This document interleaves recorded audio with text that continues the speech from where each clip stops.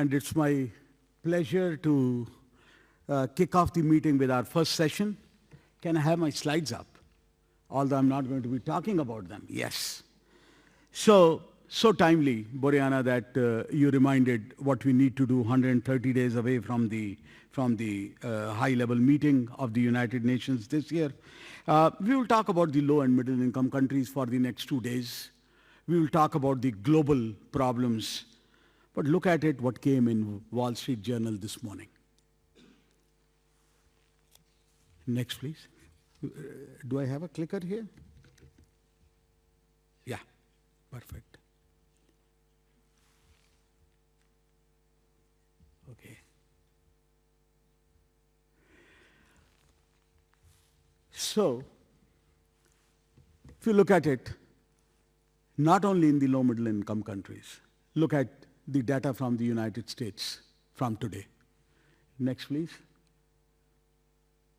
50% of the people with hypertension, 40% of the people with obesity, 15% with diabetes and chronic kidney disease.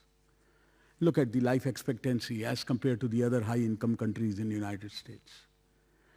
2021, more people died of heart disease than of COVID. What have we done to ourselves?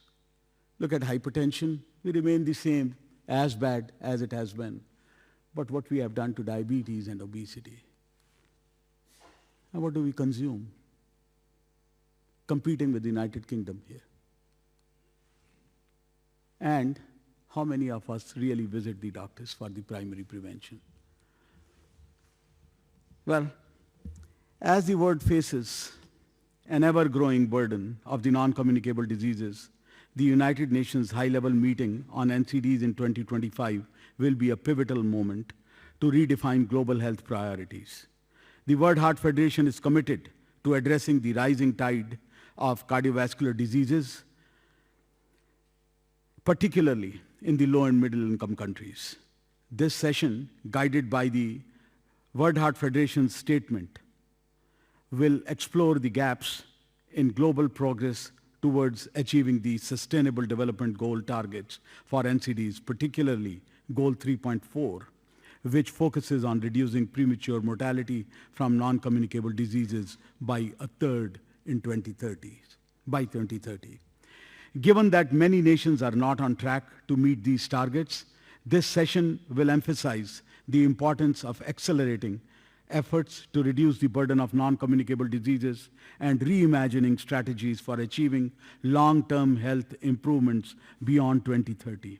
The panel will provide critical insights on the need for comprehensive, multi-sectoral approaches to the non-communicable disease prevention and care, the revision of SDG targets and necessity for stronger health systems, particularly in regions that face the most severe disparities in the healthcare areas.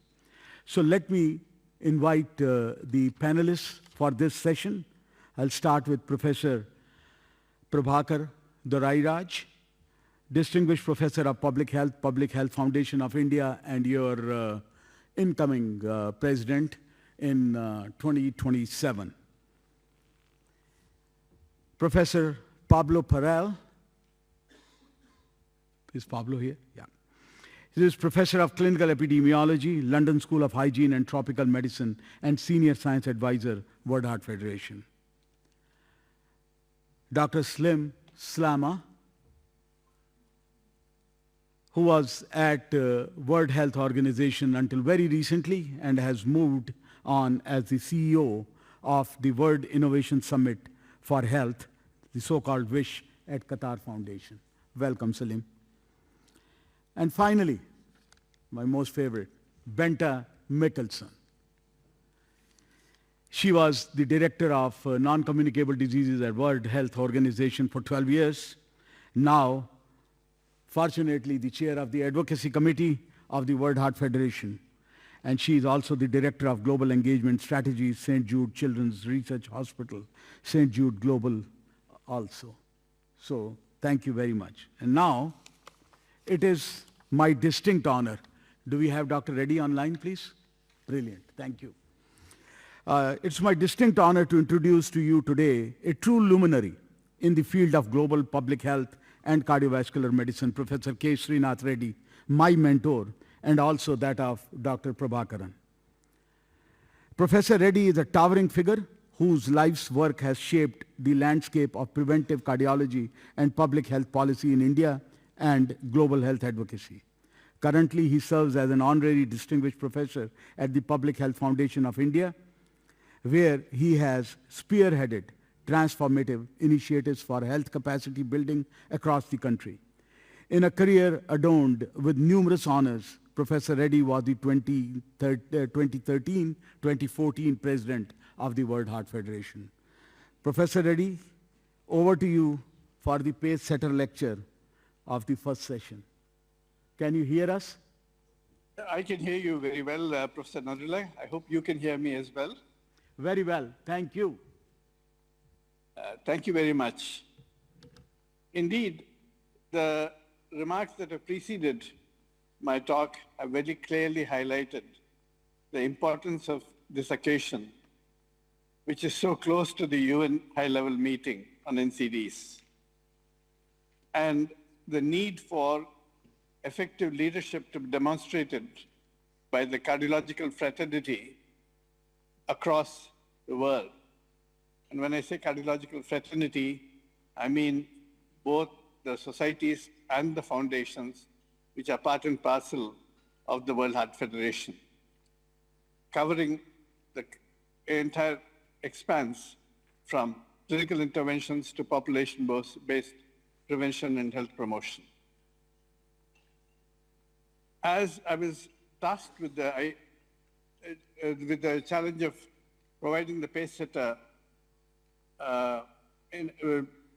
intervention now, this morning, I was also asked earlier to, along with a group of colleagues, work on a statement, a draft statement, on behalf of the World Heart Federation to be presented at the UN high-level meeting. Professor Nadula asked me and a few other colleagues to undertake this task.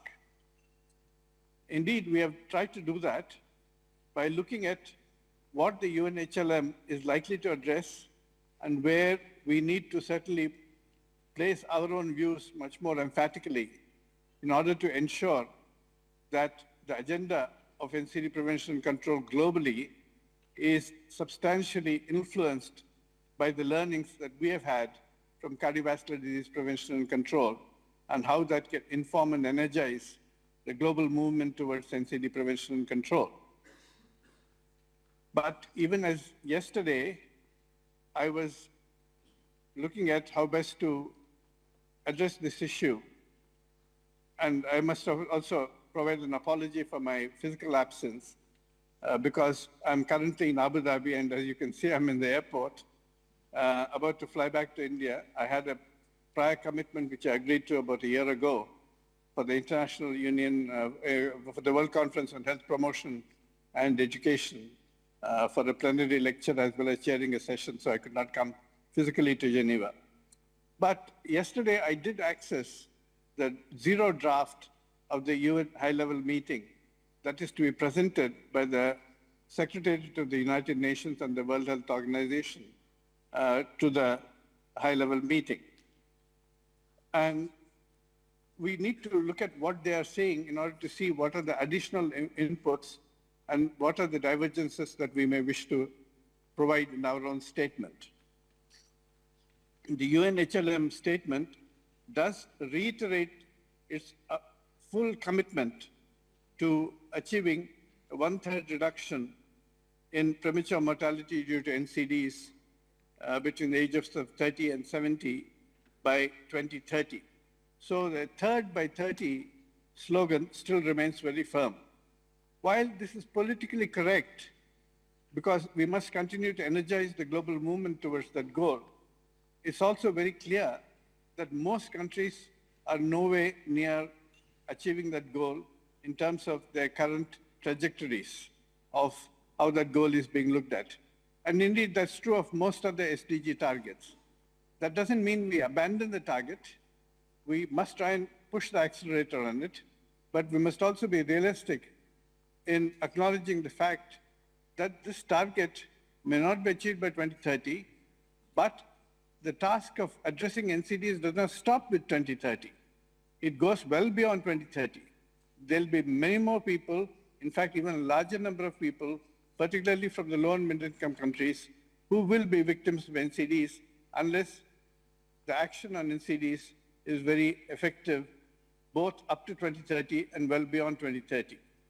So recognizing that, our own vision must be affirmed.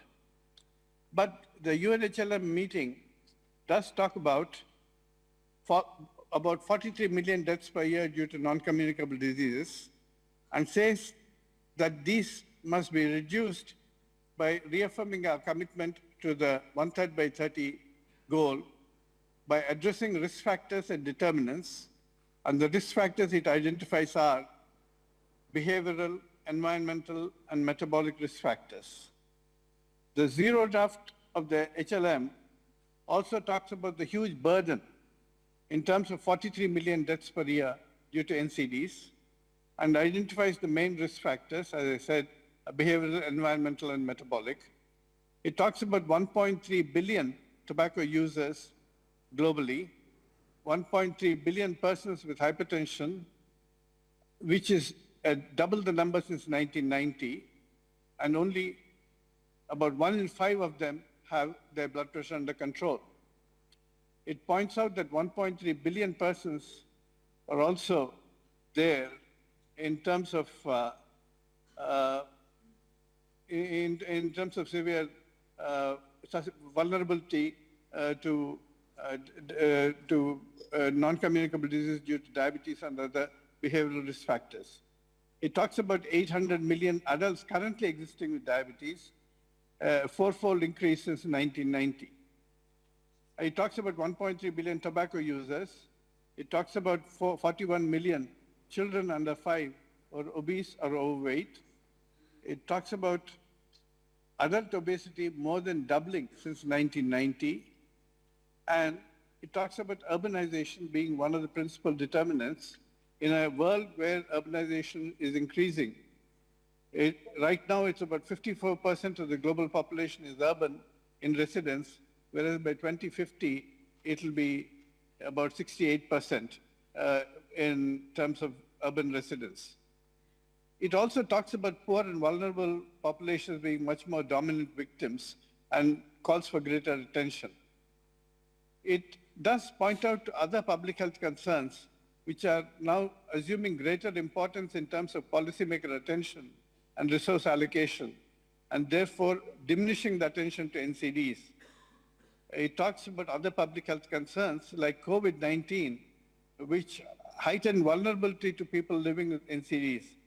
Surprisingly, it only talks about heightened vulnerability in terms of diversion of attention and resources from non-communicable diseases, but it does not talk about the fact that even people who die of COVID-19 respiratory infections, as well as other respiratory outbreaks like influenza, are mostly people with NCDs, and unless you fix NCDs, you are not going to have less vulnerability to future epidemics and pandemics. So that argument has not come forth with clarity. It does talk about antimicrobial resistance, particularly from the point of view of concurrent infections for people with NCDs who are more vulnerable to infections. It talks about evidence-based interventions to be delivered at primary care level, and it emphasizes again WHO's best buys. And it talks about a high return on investment, about $7 for every dollar spent. And therefore, it calls for health system interventions to strengthen the delivery of these evidence-based interventions. In terms of the goals for 2030, it does set a number of targets. The targets are essentially that there should be 150 million less people using tobacco by 2030. 150 million people with hypertension have their blood pressure under control. 150 million have access to mental health care.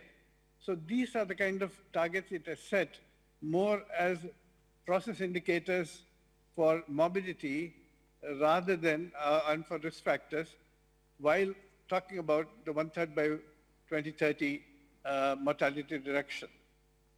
It says at least 80% of the countries would have by 2030 implemented or increased excise taxes on tobacco, alcohol, sugar-sweetened beverages to levels commensurate with those recommended by WHO. Recognizing taxation as the principal fiscal instrument for driving down consumption and certainly also ensuring that some amount of additional resources are mobilized for possible allocation to health budgets. It says that at least 80% of the public primary healthcare facilities, that is the public operated public primary healthcare facilities, will have access to WHO recommended essential medicines and basic technologies by 2030. It says that 80% of the countries by then should have clearly defined measures of financial protection through policies in place to cover essential health services, diagnostics, and medicines. It calls for at least 80% of the countries to have an integrated NCD prevention and control policies, and mental health and psychosocial support also being built into national preparedness plans by 2030. It says that at least 80% of the countries by then, by 2030, should have had operational surveillance systems for NCDs, risk factors, and mental health. And finally, recognizing that financing is a very important element, it calls not only for increased national finances to health systems in general and for NCDs in particular, but also calls upon multilateral development banks like the World Bank and other regional banks to contribute much more to NCDs. And it also calls upon the private sector to play a much greater role in the financing of NCD prevention and control efforts. Now, this is as far as the UNHLM draft is concerned. While all of these are very laudable and certainly need to be supported by us, it ignores the fact that 2030 is a date which is very nearby, and the likelihood of achieving 1/3 reduction in premature mortality between 30 and 70 is at the moment unlikely. But we must recognize that the task does not stop at 2030. It has to go well beyond 2030 in terms of our commitment to NCD prevention and control. So the world cannot afford to suddenly switch over from NCD agenda to something else after 2030, because this is going to be a continuing challenge. Recognizing that, basically, the World Heart Federation statement basically is endorsing some of the commitments that are likely to be made through the United Nations high-level meeting through this draft, but wishes to point out there are additional areas that need to be addressed. It does emphasize the high burden on low and middle income countries, while recognizing that the burden is still substantial in other parts of the world, including the high income countries. In the high burden low and middle income countries, there are several drivers which are actually pushing the epidemic farther. These are demographic, nutritional, and environmental determinants, which are acting as adverse influences in terms of the NCD burden. And these transitions are actually propelling the NCD epidemic in terms of demographic, nutritional, and environmental transitions. The probability of early death is high. It is 52% in sub-Saharan Africa versus 15% in Western Europe and Canada. But very importantly, we also recognize the criticism that was leveled against the 30 to 70 age group target. When this particular target was unveiled initially, there was criticism from Africa, particularly through a Lancet publication led by Agnes Binyawo, then the health minister of Botswana, that this was not really fair to young people who were under 30, who were dying of rheumatic heart disease and childhood cancers. And that basically fixing an age between 30 to 70 ignored the high burden of NCDs, particularly a number of easily treatable childhood cancers below the age of 30.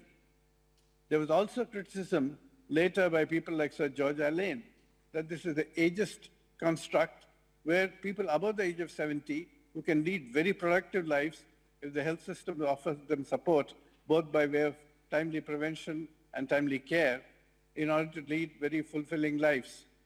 And saying that stopping at 70 doesn't make sense, it should go up to at least 80 or beyond, but certainly stopping at 70 is unfair to people who are beyond 70, particularly when the world is aging and there is a tremendous amount of productive resources that still could be harnessed above the age of 70.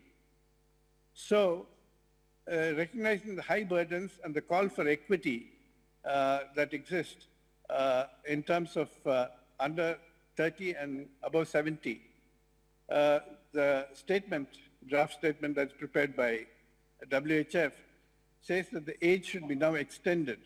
Certainly it should be taking the entire life course into account, and there's no point in stopping at 70.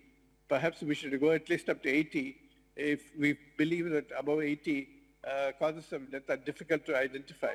But nevertheless, there has to be a life course approach. It cannot be truncated to a 30 to 70 age group.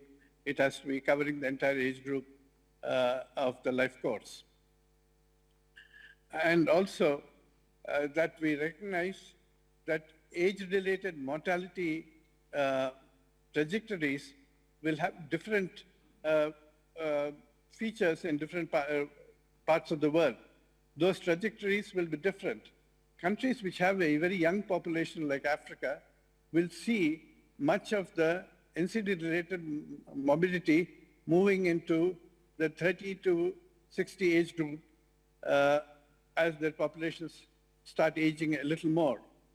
Similarly, the low and middle income countries are likely to see their mortality rising more towards 70, and but while high income countries will see much of the NCD burden in terms of mortality and morbidity being reflected above the age of 70. To have the same goal for low income countries, low middle income countries, high middle income countries, and high income countries is very unrealistic and incorrect, because we will have to take the pace of demographic transition and their differing trajectories across the world into account. Therefore, the idea is, if we have to have one target, let us look at a target of reducing the mortality as well as disability due to NCDs by at least 50% by year 2050 in all regions of the world. So mortality and disability across all ages should be reduced. Therefore, we recognize that elderly people above 70, it's necessary to prevent strokes, to treat strokes, to prevent MIs, prevent recurrent MIs, and they can lead very productive lives. Stopping at 70 is very unfair to people who are above 70, and stopping at 30 is very unfair to a number of people who experience NCDs below 30. So this particular call is essentially for a revision of the target, but essentially supporting all else in terms of the call for strengthening health systems in particular, in order to strengthen not only primary care, but well-connected primary care, so that other levels of care also are equally responsive to the needs of NCDs, and making sure that healthcare becomes affordable in a universal health coverage framework. All these are important elements. But the principal feature that the WHF statement brings in is that we must continue our commitment beyond 2030. We must ensure that all ages are covered in all regions of the world. And as Dr. Professor Jagat Nadula pointed out, there are a number of people even in high-income countries who are not receiving the services they need, and there are a number of poor and disadvantaged sections even in high-income countries who are being marginalized. Therefore, you cannot have a vision that is confined only to low and middle income countries or only to the 30 to 70 age group. It has to be a truly universal vision, and that vision has to be projected in the UNHLM. While we must continue our commitment to control all risk factors through population-based measures and policy instruments, we must also strengthen health systems to make sure that needed care is provided, particularly at the primary care level, but also at the secondary and tertiary care level. So basically, the WHF vision moves beyond the relatively narrow, restricted age band and also calls for a continued commitment for the global population across all countries, low, middle, and high-income countries, all included, but taking a life course approach so that we have both population-based interventions as well as effective health system interventions that will cover everybody at risk, from risk prevention to risk mitigation when we actually, and adequate clinical care being provided.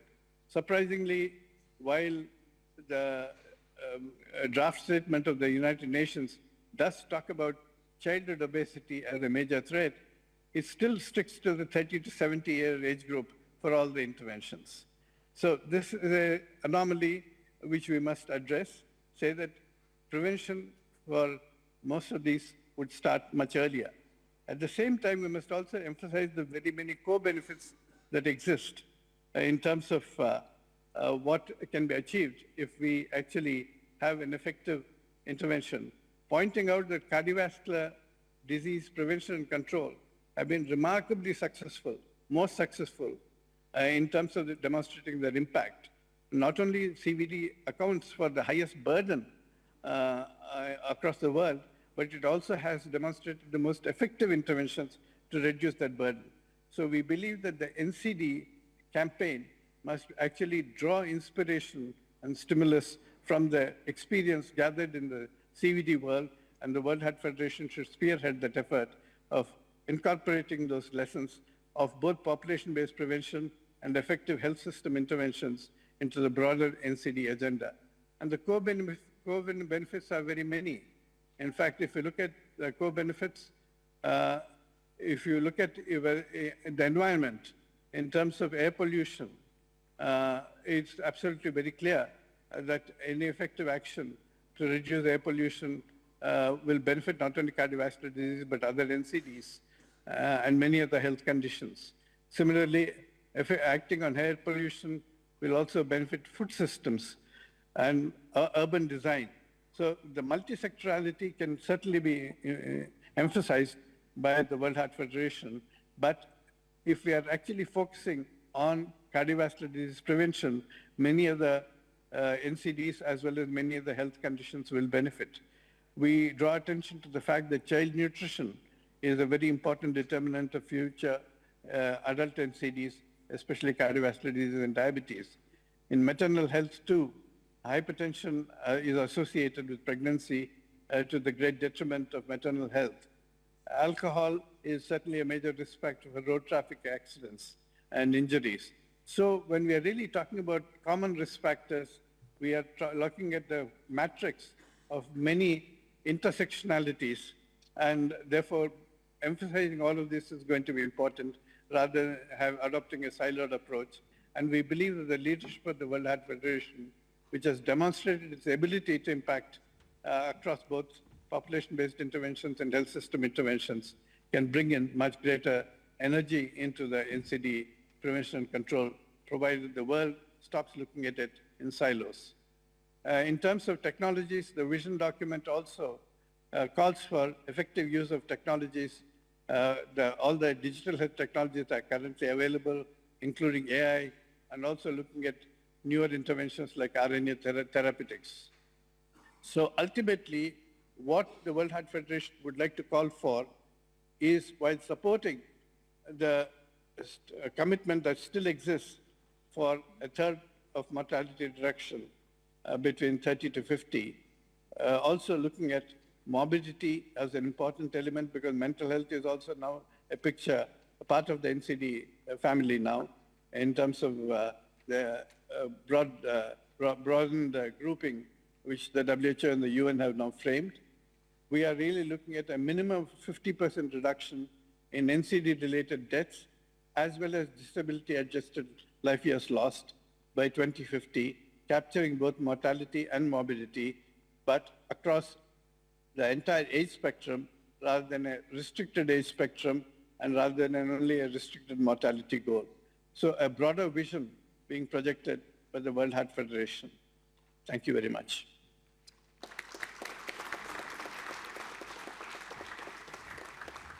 Thank you, Dr. Reddy. Is there a possibility that you could stay on? Let me just look at the timing. Yeah, I think I can, because my voting is about 20 more minutes, 25 more minutes. Sure, I can. Thank you. So now that we have heard from Dr. Reddy, and specifically as he has compared the World Health Organization's zero draft and the WHF zero draft, and has something which has made us way more aggressive towards our goals, and have extended not only the age spectrum, but has extended the time here beyond 2030, that it's not only 2030, we need to go way, way beyond here. So let me start with some of the important panel discussions here. Let me start with Bente Mikkelsen. Bente, given that the Sustainable Development Goal target 3.4 focuses on premature mortality, how can the global community push for a more ambitious, although we did hear about it, inclusive post-2030 target that also addresses non-communicable disease morbidity and quality of life as well? Thank you very much, and thank you very much to Dr. Srinath, Professor Srinath, and to all of you here in the audience. So I want to start with saying that the reason why I am here is because I think we have at hand a kind of a moral imperative. I think we all are quite tired of just listening and looking at the figures and learning every day that we are lagging behind, we are not doing the right thing. And at the same time, we in the cardiometabolic community, we in the global health community, we have the measures, we know what to do, and there is no excuse. So actually, to get to the future and to be ambitious means to act now. And I cannot stop thinking, and this is also why I was honored and accepted the role in the World Heart Federation, because I think all of us, we are the ones, we are the advocates, we are the scientists, we are the implementers, or at least we should be the implementers. And when we know that only half of those with hypertension actually have their diagnosis, and I cannot still believe that. The manometer was, I checked yesterday, discovered in 1896, and it's not that hard to handle anymore. We can even use our iPhones. And there are available cheap medicines that are not accessible. So only 1 in 5 of those people with hypertension actually has treatment. So the first answer is we need to act now, and we need to use the tools, we need to use the knowledge, and we need to continue to mobilize not only the people with the medical technical background, because if you looked at the new health statistics that was published this week from WHO, it's a really good one this time, because it's really addressing also the factors that are influencing on the health. And we see that, of course, cardiometabolic diseases, hypertension, cardiovascular, but also diabetes is among those that are really the key to both the morbidity and the mortality. But we also see very clearly that where we get progress, we have some typical sign. And what is those? This is also that we have civil society really working together with the medical core. We have all kind of people working with us, and we also see that we are able to mobilize voluntary workers to help us. So I think that's the first, and I know I have only a few seconds this time. But I also think sometimes the world is very strange, because we always believe we need to innovate something new. But many times we don't use the innovations that we have actually at hand. I mean, one very obvious thing is the discovery of insulin, and still only 50% actually have access. But it's also what we do together. If you look at the roadmaps produced by the World Heart Federation, or the best buys from the WHO, or the NCD Global Compact, it's there for us to use. So I think we have the ammunition, so it's a very boring answer, but it is the only way. It is to scale, it is to act, actually to use our science, and we don't have to wait for either 2030 or 2050. And the last thing is there is science behind our asks, and Dr. Srinath was talking very much to the 50% reduction by 2050. So if you are in doubt, we have very good science behind it. It is possible, and it's possible with the measures we know today. I'll stop there. Thank you. And also important is that we now are moving, we are saying that, okay, 2030 to 2050, but it should not make us slow down. I mean, that is the most important thing here, because that's what we have done, 25% by 25, 30% by 30, and now we are going to 50% by 50. And then again, we end up saying the same thing, although we will not be there. Somebody else will be here, and they would be talking about like we are slow and we are not going to meet the goals. So we do not have to slow down. We need to go forward the way we are pushing. So thank you for being always optimistic and inspirational. Thank you, Benta. Prabhakaran, given the increasing burden of multiple long-term conditions, how to strengthen primary health care and move towards more integrated care models? You have done it time and again in India. You have done it with the other places in collaboration. So we would like you to expand on that. Right. Thank you, Dr. Narula, and thank you for WHF for it's an honor to be in this panel. I'm not going to talk about the continuum of care that everybody talks about, of individual risk factors, health promotion, primary, secondary prevention, and rehabilitation. I'm going to talk a little bit different. The first question that is posed is, what are multiple long-term conditions? It's simply coexistence of two or more non-communicable diseases together. Now, it goes beyond what we know, and because we did a meta-analysis of around 1.8 million individuals in India and tried to identify the top 10 multiple long-term conditions together. And it came as no surprise for us, because the first combination that emerged was hypertension and diabetes, followed by diabetes and NASH, or MASH, which is now called MASH, metabolically associated steatotic hepatitis. And the third and fourth were vision difficulties and hearing impairment, which are very important causes of dementia. The reason why we need to focus on multiple long-term conditions is because people are growing older.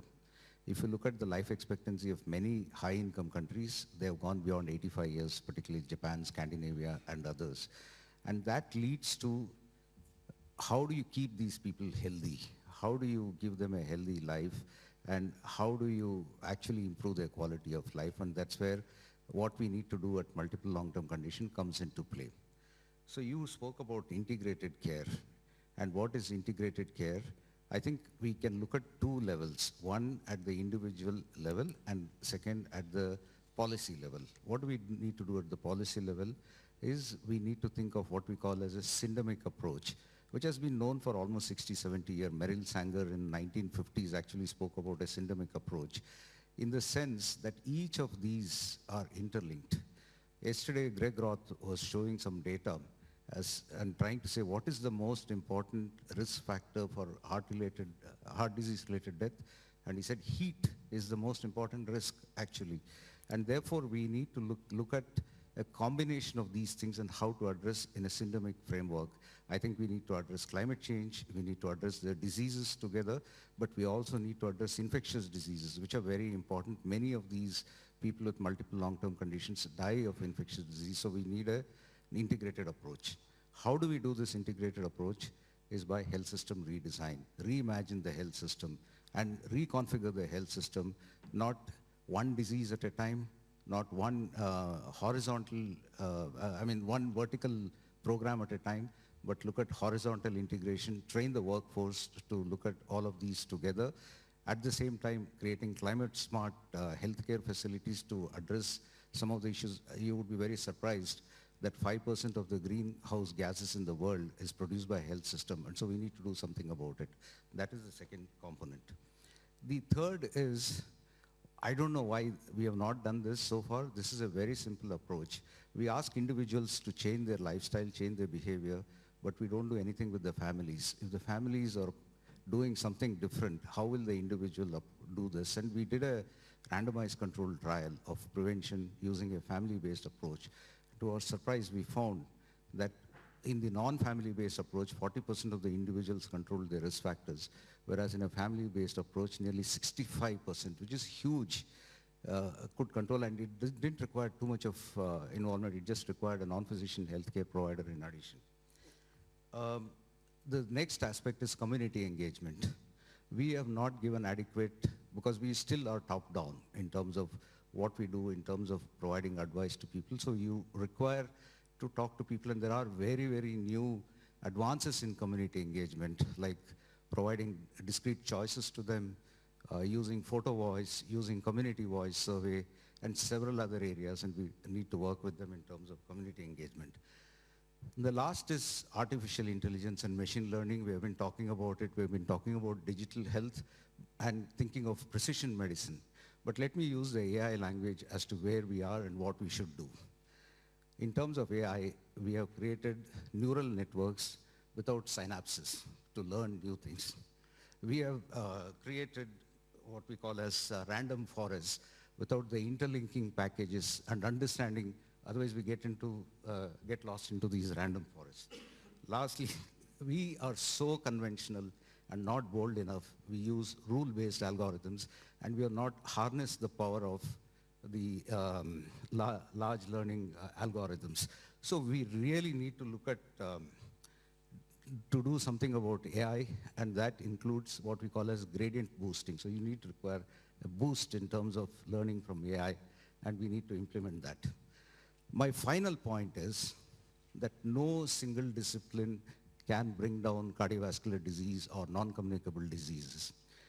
And it is not interdisciplinary, it is not multidisciplinary where different groups of people come together and pose a question, but it is transdisciplinary, because the way we need to address and reduce cardiovascular disease, whatever we are saying that what 1/3 reduction by 2030 needs a transdisciplinary approach, because the solutions and the questions that we pose transcend the disciplines, and therefore we require a transdisciplinary approach. I'll stop here. Very well said, Prabhakar. Thank you. Maybe I think rather than asking the next question from Salim, I think I'll slightly divert here. Dr. Reddy, you are there? Yes, I am listening with rapt attention. Okay. Yes. Can I ask you something? Sure, please. Okay, so continuing into what Prabhakar was mentioning. So what is the most, or what does successful integration of the non-communicable disease care into the primary health centers actually look like on the ground? And which countries do you think are leading by example here? Well, I think what we really should be looking at is a family-based approach, as Prabhakaran said, but also a team-based approach within the health system itself for delivery of services, and a strong level of community engagement, not only for identifying what the prioritized needs are, but also ensuring community participation in the design, delivery, monitoring, and evaluation of the programs. Then we'll be able to get a clear idea of where the gaps are and how they can be filled. So I agree with what Prabhakar has essentially said. And I believe in terms of the countries which are really adopting some of these approaches, while I cannot claim to be very well informed about all the countries, certainly I'll hold up Thailand as an important example of that kind of a very strong, community-connected, primary healthcare focused, but also engaging other disciplines in the implementation. That as an example. Thank you. And now, Salim, very important question to you, and I know you are the best person to answer that with your transition from the WHO and now into Qatar Foundation. So I think I'm putting you on a spot here. And one persistent gap has been the lack of sustained international and domestic financing for NCDs. So what concrete actions can stakeholders take to close these gaps? Thank you, and thank you for Jagat and the team for the invitation again. It's the second year in a row, but with a different hat. We have been, for some of us, for many decades since the first high-level meeting on this journey. I look at the zero draft as well. Recently, we're discussing with Bente. I will be a bit critical. I think that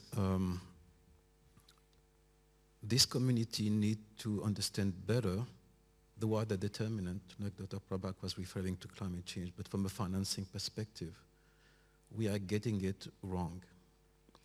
And I would start just, if you want to have a look at the papers that are submitted for the World Health Assembly and the EB on the UHC approach, and the papers are quite interesting. First of all, it's not that the NCD agenda only is not on track. The overall universal health coverage approach is not on track. We have already shown that 4.5 billion people were not covered by essential health services in 2021. Financial hardships have even worsened since 2000, with 2 billion people experiencing catastrophic or impoverishing health spendings due to out-of-pocket spending in 2019, the last period we have reporting on. And despite the fact that some countries, 30% of them, have increased UHC during the initial phase of 2000 to 2015, most of them have stalled since then, including, of course, worsening because of the COVID pandemic. More importantly is that also the average of spending. We have 11% of the world population live in a country that spend less than $50 per person per year on health, while the rest average per capita spending was $4,000 in high-income countries. An increased level of government debt constraint in particular. We have 3.4 billion people living in countries where debt interest payment are greater than health or education expenditure. So if we don't understand this as a premise for the discussion, all the rest are small fixes. It's not by excise taxes that we will fix the problem. I was 2 weeks ago on the board of a meeting of the Global Fund with a target of 80 billion to preserve 25 years of investment for the 3 diseases. And it was a grim pictures where countries now are facing cuts. US funding have tremendously also somehow reshuffled the cards, and somehow it's an opportunity for country. At the core of this is how we prioritize health at a domestic level. And I think the recommendations that are made to increase domestic funding for sure are important. But within the global landscape, we need also to understand what fiscal space is being provided for countries to be able to make. There is a leadership that needs to come from the countries. But the element of the cancellation of the debts in particular, or some aspect about conditionality, is about how this debt can be revisited to allow countries also to invest in education, in health. And some aspects that for me are missing, there is a lot of echo chambers about formulation that lead not to the granularity that we would like to see. Universal coverage, out-of-pocket spending, we see all these buzzwords within the document. But fundamentally, there are also some fallacies that we need actually to address. Innovative financing, I don't know what it means. For many of the proposals that I saw, it's private sector capital being invested, and distorting the discussion about public-funded primary health care approaches. And I think there are some fundamental elements that we need to ask if we want to have the NCD. We need to be much more granular. And there are examples. I mean, Professor Reddy was mentioning Thailand. But Thailand has spent 30 years on the path for universal coverage. It didn't happen overnight. You have example in the Philippines of decentralization and reform. We have recently Chile in Latin America that have reduced also the out-of-pocket spending at the point of care. So those paths are really critical. And I found that the ask, we have spent decades to try to integrate NCD into a health system, including on the financing aspect. It's not with this ask that we are bold enough. I think there are some elements that we need to really reset how we link it to the current context with a global governance in particular that need to be reassessed. Some of the recommendation about more investment for multilateral banks, I think the grant systems and the loan systems need to be revisited, focusing really on what countries need to look at themselves first. I think self-determination and ownership is at the core of the current discussion when the multilateralism is being really challenged. And see then how we can also address element of corruption, of leadership at the country level, and debt cancellation, if there is debt cancellation, but with conditionalities that you have metrics to show that your health expenditures is not below 5%, but progressively increasing. An NCD can benefit from this. But continuing of advocating for an NCD community funding doesn't work, and those innovative financing are just a small screen in the current discussion. Thank you, Salim. You always make me feel better. Jagat, may I come in? Yeah, please, Dr. Reddy. One of the things that we haven't talked about, and particularly in the context of what Slama said, is the role of trade and the role of multinational corporations as well as trade between countries. Now that President Trump is now talking about trade as being the principal instrument for driving international relations and global development, the idea of looking at commercial determinants of health being driven multinationally by a large number of corporations, the document that the UN has prepared is very silent on it. We probably should speak a little more about how global trade in all agents which are deleterious to health, and particularly for cardiometabolic diseases, should be controlled. I mean, tobacco has been a good example of an international pact, but I think now ultra-processed foods also demand attention. And we ought to really talk about how trade must become much more sensitive to and responsive to public health concerns, especially NCDs. Thank you. Pablo,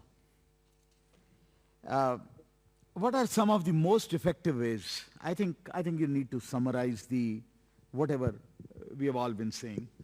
So, what are the most effective ways to strengthen implementation research and capacity in the low middle income countries so they can lead their own evidence-informed responses to the non-communicable diseases? I know, I mean, like I'm making it more difficult for you, but you need to bring everybody together.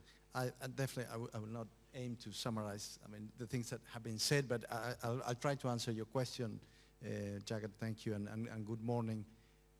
I mean, in the context of a high-level meeting, maybe a question about research, implementation research sounds like a technical detail, not important, is marginal. But I think it still has an important role. And I think there are probably, I think many of you will agree on on three things, particularly regarding cardiovascular disease. As a community, we've been quite successful on understanding the causes of cardiovascular disease and finding interventions and treatment for cardiovascular disease. And many of our members at WHF had, and many here in the room, an important role. We also had a lot of successes at the policy level, and here I'm surrounded by Bente and Slim, who had a key role on at the global level. We had global action plans, we have high-level meetings, but unfortunately, I think we will all agree that there's an important failure on implementation, and we heard that already many times. And this is where I think implementation research can help, can have a role. Of course, leadership and financing are key. Without that, we cannot do anything. But implementation research can help in this journey. And to put it simply, implementation research is about what are the gaps between what we know it works and implementation, what are the causes of that gap, and how we can overcome those barriers. And that will help us to understand what to do, how to do it, and understand why or not something is working. And that's an important aspect. I think also it will be helpful, and many of my thinking is inspired by, maybe many times I heard people like Slim or Bente, we need to show that it works. We need to show, it's not just cause, we need to do that. We need to give examples. Implementation research can show that. And I think for advocacy then also it's quite important. And I think you asked me about capacity strengthening, and another important thing, and Prabhakar covered a little bit for another aspect, but is that unlike what we are used as, the cardiologists in the room, implementation research requires multiple disciplines. It's not only clinical epidemiology or biology. We work with policy science, with health system researchers, with social scientists. And the capacity strengthening is not the global north to the global south. Actually, in implementation research, there's a lot south to south and south to north capacity strengthening. Again, to give an example, Prabhakar is one of the leaders on implementation research on cardiovascular disease.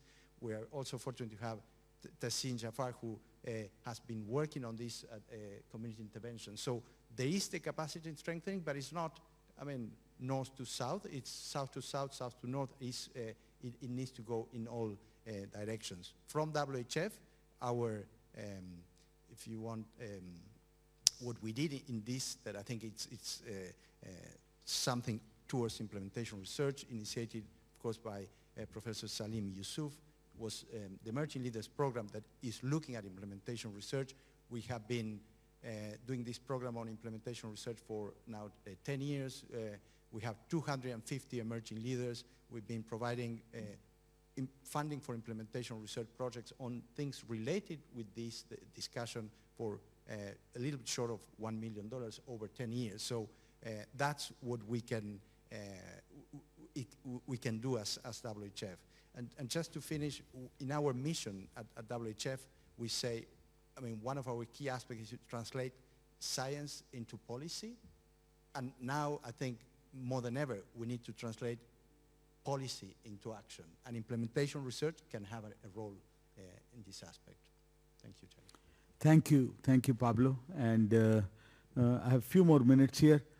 Maybe I can go for a question or two from the audience also before I tell Bente to close it. So if somebody would like to come, or maybe I can ask Tazeen, for example, because you have been working in low and middle income countries to high income countries. You have been in trenches yourself. You have demonstrated it in COBRA programs and all. How would you like to add to the discussion that we have had since morning? Well, thank you so much. This has been a fabulous discussion, and I'm truly honored to be here. So I think I completely agree with whatever has been said, and I think what I would like to add in terms of what Prabhakar and Pablo have said about the implementation, the gaps that we've seen here, you know, and I'm going to take the example of hypertension, really poor blood pressure control rates, and how do we have the knowledge, we have the medications, we have the guidelines.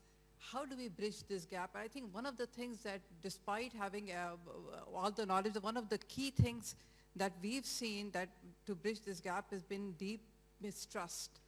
This mistrust that we've seen in the communities, the patients, the mistrust with the providers, mistrust with the health systems, mistrust of the providers not prescribing the medications. This is deep mistrust at multiple levels. So how do we overcome this mistrust? So the way we've seen, and we've worked in the communities in many low and middle income countries, so we've, so overcoming this mistrust, we also saw examples of what we have, so building on the success of maternal and child health programs. So there's great, for example, we've done a lot of work with the community health workers programs. India has the ASHAs, Pakistan has lady health worker programs, Africa has an excellent community health worker program. So we've used those programs for sort of liaising with the communities, building a lot of partnerships, and delivering hypertension care through that, providing compassionate care, and extensive community engagement. I'm going to talk a little bit more about that, but really the key that we've done is using the community health worker-led programs for extensive community engagement, and we've seen a lot of success with that. So those are, I think, a lot of demonstrative success examples that we have. A lot of other countries have had, for example, Colombia, Argentina, China, where they've demonstrated reduction in cardiovascular morbidity and mortality, large programs in the villages. We've shown in Sri Lanka, Bangladesh, Pakistan, Kenya. Prabhakar has shown in India. So I think there is a lot of evidence there, and these platforms can be used for multimorbidity. They can be used for other rollout, other sort of conditions as well. So I think that there is evidence for, great evidence for co-production, co-designing, and which can be used. And we are also doing this with the integrating AI now. So I think, the key here is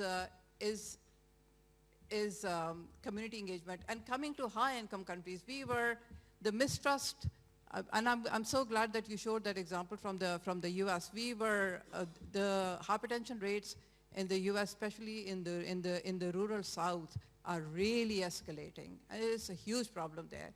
And last Monday, I was just in the Robeson County, which is the one of the poorest counties in North Carolina, has the worst health indicators. And we are trying to build some systems there. And we were talking to the faith leaders, the church leaders. And one of the and we've done a lot of community engagement there. And there's deep mistrust as well. So again, the kind of how you get into the communities is going to differ from places to places. So I think what we are recommending and what we've learned from the communities is really to leverage and to listen to the people and find out solutions will really emerge from the communities as to how to get into them. And what we've learned from the US and from the is trusted partners in the communities. You have to, they will listen to people whom they feel comfortable with.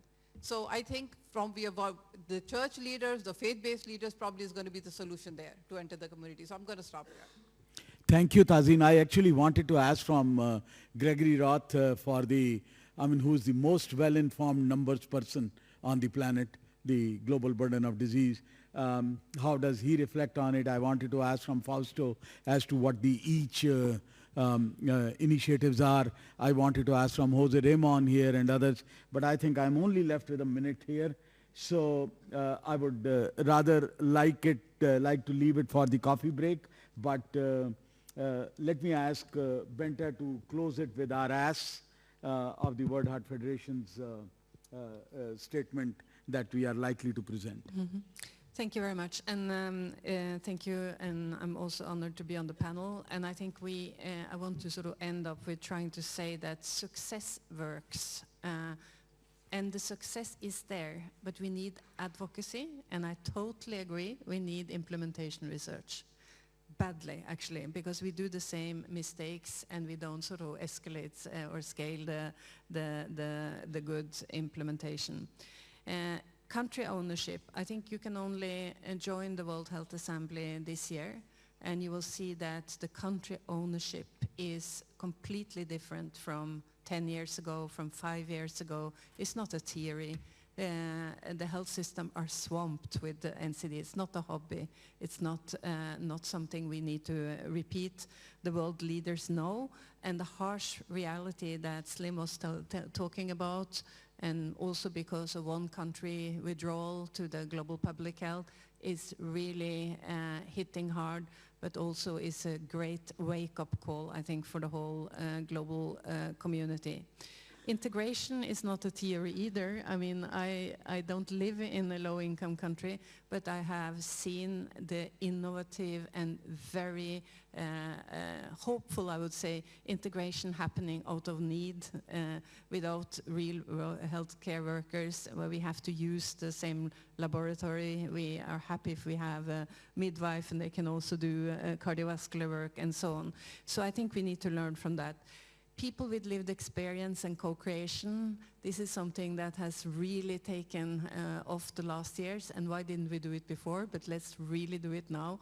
We see so many real innovation happening on the ground.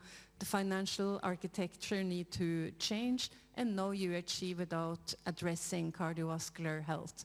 So this is the background. But before I don't think I need to read Jagat because they have been there for a while, but I want to say one thing. So Srinath, he went through the zero draft, and Slim commented on it. And this is a zero draft, _0. So this is a call to action. So you can go back to your governments, you can go back to your delegation in New York, you can influence, and this is the way it happens.